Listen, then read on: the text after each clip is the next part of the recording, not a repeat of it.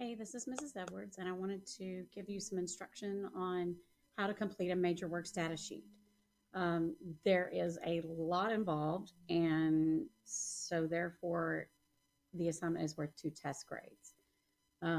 There's a total of 200 points for the entire assignment, and so that would be two test grades, 100 for each. So, I've got each section mapped out as far as what you should include, how many points you get for each, that kind of thing. So I just wanted to, I have this for you, and you'll get this one in the reference section, but then you'll also get a blank one for each novel that we read. Sorry. So let's start with this at the beginning. This part right here, you don't get any points for, but I guarantee you I will take points off if you don't do it correctly. So you need to correctly format the title. I've got links. Anything that's underlined has a link. So if you click on that link, something may or may not pop up. Uh, Now I'm thinking it may not pop up. I'm really not sure.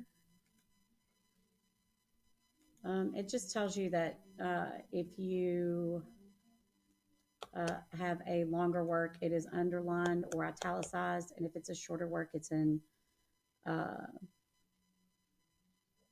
quotes. So for these major work status sheets, that's always going to be italicized or underlined. Underline if you're handwriting it, if you're handwriting an essay, you would want to underline the title, but for our purposes, typing it, you're going to italicize it. Author's full name, uh, original publication date. I know that many of these novels have been uh, reprinted numerous times, so we want the original publication date. The combination, you're on the genre, you're choosing a combination from these two lists. So the literary time period uh, consists of like all of these right here. Okay. So you have, like, if you have one that's from the Victorian era, that would be part of what is it makes up, and it gives you kind of an explanation of what kind of novel it is. So this is the easy one, is the time period. Now the subgenre is a little bit more difficult because you're looking at characteristics of the novel. So here are the types of subgenres we're looking at. Okay. So you're picking one from this list and one from this list and writing it here. Okay. The next, biographical information of the author. You're going to use a reliable source, but you must paraphrase. And you need to include a citation down here. If you don't include the citation, you don't get credit. Historical background. So um, this will have nothing to do with the original publication date. So um, you're going to give context of the story, the historical background of for the actual story itself. Um, you're not going to use any outside sources. That's underlined, but there's nothing there, in case you're wondering. So it's what you infer from the author's background and reading about the work. This one is characteristics, literary time period, novel, subgenre. That's just kind of you're getting those things from these lists up here. Okay, so if you use an outside source other than these two things, you need to include a citation. No citation, no credit. Plot. This should be brief. Okay, I do not want a novel or a half a novel right here as your summary. It should be very brief. So you want to include like something from the beginning, middle, and end. That's it. Okay. So I'm not looking for anything more than a very brief paragraph. Okay. Um, okay. Author style. You're probably going to have to look this up unless you've already made some determinations about the author style. Um, you can use an outside source. You must paraphrase. include a citation. If you don't include a citation, 0 credit. Then you want, after you've studied the style, you want to give a minimum of 2 examples to illustrate the author's style. So minimum of 2 means that you need 3 to get these. They're 4 points apiece. So if you only have 2, you're going to get 8 of these 12 points. So, and that's the case throughout. Um, Notable quotes. Those are quotes that just kind of stood out to you, that you felt were well worded, that you felt were profound, something like that. 3 is the minimum, 4 would be better. Again, if you only do 3, you'll only get 6 of these 8 points. And then explain the significance of each of the quotes. So you're going to have to probably, and I think I have them set up where it's numbered, where you number here and you have a number here, so it's easy to read. If you don't do that, then you're just kind of a messed up jumble, because the quote may be longer than what your explanation is, or vice versa. Briefly convey the opening scene and show its importance to the novel. Okay, so that you've got, this is very brief, again, a few sentences, and you're doing the same thing with the climax and the closing scene. That's it. Symbols, minimum of 2 symbols, so that means 3. If you only do 2, you'll only get 8 points. Of your own creation, okay? If you use a symbol from an outside source, you will not receive credit for any of this assignment. You come up with your own symbols. And remember that I can Google anything. So if you can find it online, so can I.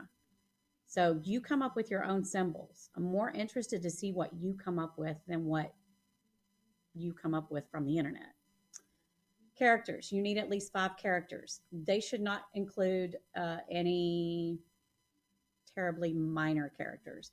So, like for Scarlet Letter, you would have Hester and Pearl and Dimmesdale and Chillingworth, and then choose one other character that you felt was important.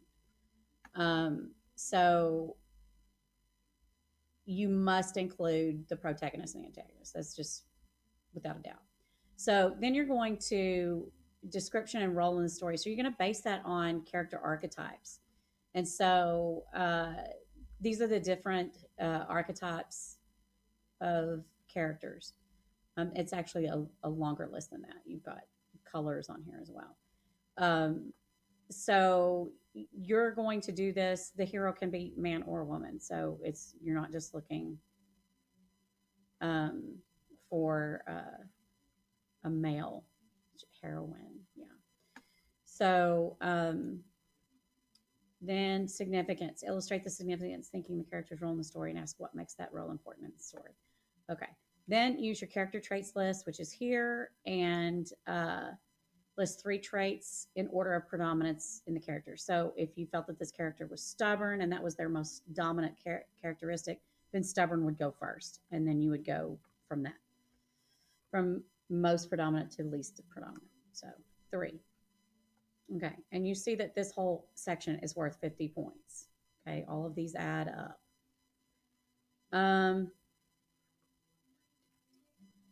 Okay, I left another blank in case you had another character, but honestly, you're not going to get any more points than the 50 points. So it is what it is. Thematic ideas. So you're going to take from the writing thematic statements, you're going to come up with that many of these right here, these thematic ideas. So you're just going to list 8 of those words here. Then you're going to write 2 thematic statements. It says you don't have to necessarily write a this versus that statement. Don't worry about that. Just write 2 thematic statements. What typically will happen is a good thematic statement might use 2 of these words that you have over here. So just kind of keep that in mind. We haven't talked about literary theories yet, and I'll be back before you even get to this part. So the literary theories is like looking through the literature through different lenses. So, like looking at it through a feminist lens or a psychological lens or deconstruction lens or Marxist lens, post colonial, formalist. So, there are like explanations of each of these here. So, for that, we'll talk more about that because we will look at uh, Scarlet Letter through most of those lenses. So you are to choose two. You write whichever one you chose here, like the Marxist literary view here, and let's say you chose the psychological one here, and you would write that here. And then right in these spots, you would write the paragraph, brief paragraph, analyzing the novel through that lens. You can see this is worth a lot of points down here too. So, and that's about it. So I hope that answers all of your questions. Toodles.